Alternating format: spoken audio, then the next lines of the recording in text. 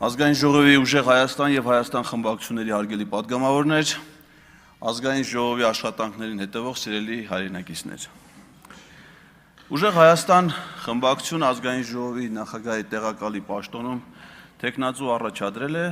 միայն հարգելով ազգային ժողովի կանոնակարգի եւ Սահմանադրական դատարանի որոշման մեկնաբանության պահանջները, որով այս տրամաբանությամբ ներկայացում է, որ պաշտոններում առաջադրումները դա խմբակցությունների, հատկապես ընդդիմադիր խմբակցության ոչ միայն իրավունքն է, այլ նաև պարտականությունը։ Այդ պաշտոնի էությունը ինձ անձամբ շատ չի հետաքրքրում։ Միակ պաշտոնը, որտեղ որևէ փոփոխություն, որևէ նշանակում ինձ կարող է հետաքրքրել, դա Հայաստանի Հանրապետության վարչապետի պաշտոնն է։ Եվ մեր ցանկացած գործողություն, ցանկացած քայլ միտված է այն ազնիվ նպատակի իրականացմանը, որ Սամվել Կարապետյանը զբաղեցնի Հայաստանի Հանրապետության վարչապետի պաշտոնը։ Եվ ես կարծում եմ, որ մեր հետևողական պայքարը, ինչի համար էլ որ մենք եկել ենք ազգային ժողով, ոչ հեռու ապագայում մեզ կբերի այդ պաշտոնի փոփոխությանը։ Ինչ վերաբերում է ազգային ժողովի ղեկավար պաշտոններին, ապա պետք է նկատի ունենալ, որ դրանք ընդամենը մեզ պատգամավորներից հանրային ծառայություններ մատուցող պաշտոններ են։ Ոչ ազգային ժողովի նախագահը, ոչ նախագահի տեղակալները մեզնից որևէ մեկից չեն տարբերվում։ Մենք ունենք նույն իրավունքները, մենք ունենք նույն պարտականությունները, պարզապես նրանք ստանում են ավելի բարձր վարձատրություն, ավելի մեծ աշխատասենյակներ, ծառայողական մեքենաներ, ինչից որ մի վայրկյան հետո սկսեցին օգտվել արդեն նշանակված նախագահի տեղակալները, այն դեպքում, երբ որ պարոն Վարդևանյանը հայտարարեց, որ ինքը կշարունակի իր սեփական մեքենայով ներկայանալ աշխատանքին կամ հանրային տրանսպորտով, նրանց այդ արտոնությունները տրվում է ընդամենը մեզ բոլորիս հանրային ծառայություններ մատուցելու համար, այսինքն նիստեր հրավիրել, նիստեր նախագահել եւ այլն։ Եվ մեզ ուղղակի հետաքրքիր է, թե մարդիկ, ովքեր այդ պաշտոնները զբաղեցնում են, ինչ որակով են այդ ծառայությունները մեզ մատուցում։ Այս մեկ շաբաթվա իրադարձությունները ցույց տվեցին ինձ, որպես այդ ծառայությունների օգտատեր, շահառու, որ այդ ծառայությունները առայժմ մատուցվում են շատ վատ որակով։ Որովհետև ազգային ժողովի նախագահին, նիստը նախագահող փոխնախագահին կանոնակարգը իրավունք տալիս է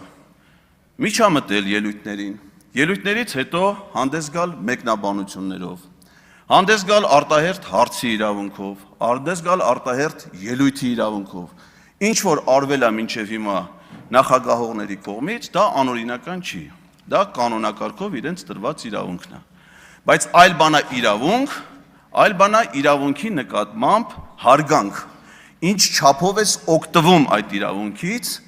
եւ ինչ նպատակով ես օգտվում այդ իրավունքից։ Այո, կարելի է Էդգար Ղազարյանին ենթադրենք կամ մյուս պատգամավորներին ձայն չտալ խոսելու համար թվարման կարգի իրավունքով կամ այլ առիթով, ընդհատել նրա ելույթը, մեկնաբանել նրա ելույթը նրա խոսելուց հետո, կամ այլ դեպքում հանդես գալ արտահերթ ելույթով։ Այդ իրավունքները կան, այլ բաներ էլ կարելի է անել, օրինակ եթե մտնելով չի անցնել, օրինակ ընդդիմադիր պատգամավորների ելույթի ժամանակ անջատել լուսավորությունը դահլիճի, այս իշխանությունը հնարավորություն ունի արդեն ցանցերը զավթելուց հետո նաև ամբողջ քաղաքը հոսանքազրկել այդ ժամանակահատվածում, անջատել օդափոխության համակարգը, այդ հնարավորությունն էլ կա, բայց դրանից խոսքի վրա ազդելու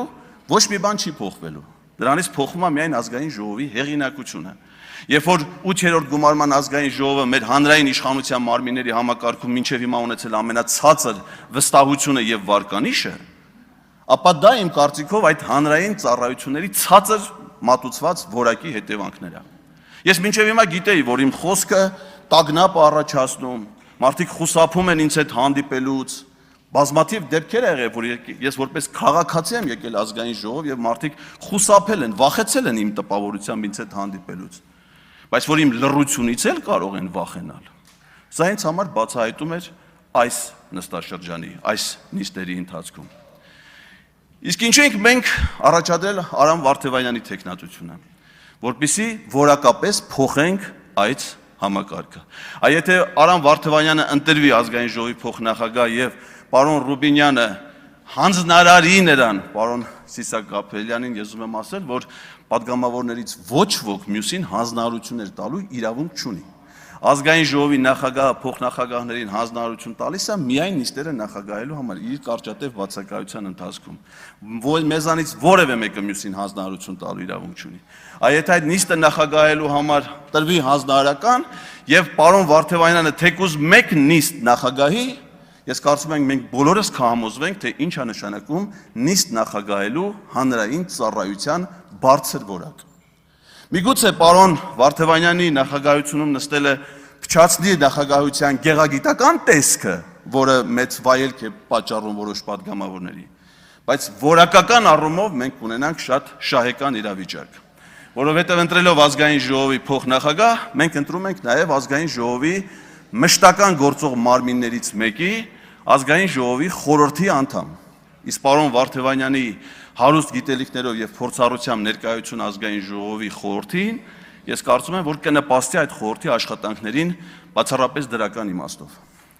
Արամ Վարդևանյանը անցել է կրթական բոլոր հնարավոր շերտերը,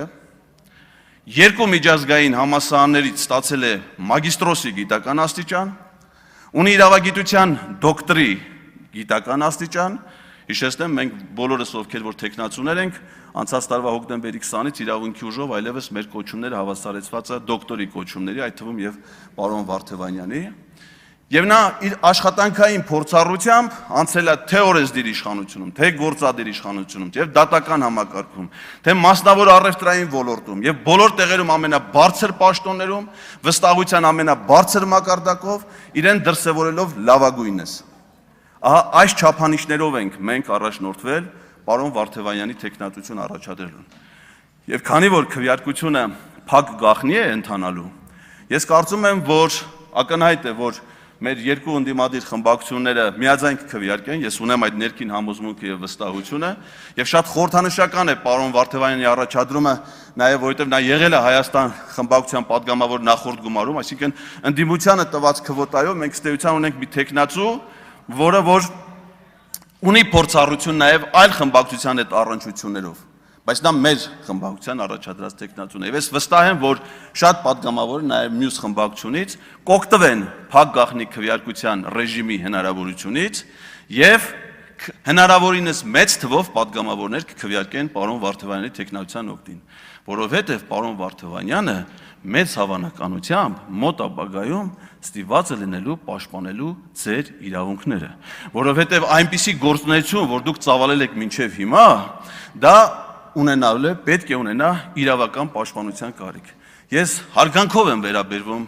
շատ падգամավորների քմծիծաղին եւ հեգնական հայացքներին, որոնք այս պահին ստանում են։ Եթե ես այդ նույն խոսքերը ասեի 2021 թվականին 8-րդ գումարման ազգային ժողովում, ապա իրեն բնորոշ խարիզմով եւ ձայնով նման քմծիծաղ եւ հեգնան կարտահայտեր նաեւ Հովիկ Աղազարյանը, որի իրավունքների պաշտպանությամբ հիմա զբաղվում է քաղաքական հալածանքների ենթարկվող Գառնիկ Իսագուլյանի փաստաբան, իմ լավ գործընկեր Աննա Ծառուկյանը։ Այնպես որ ձեր քմծիծաղից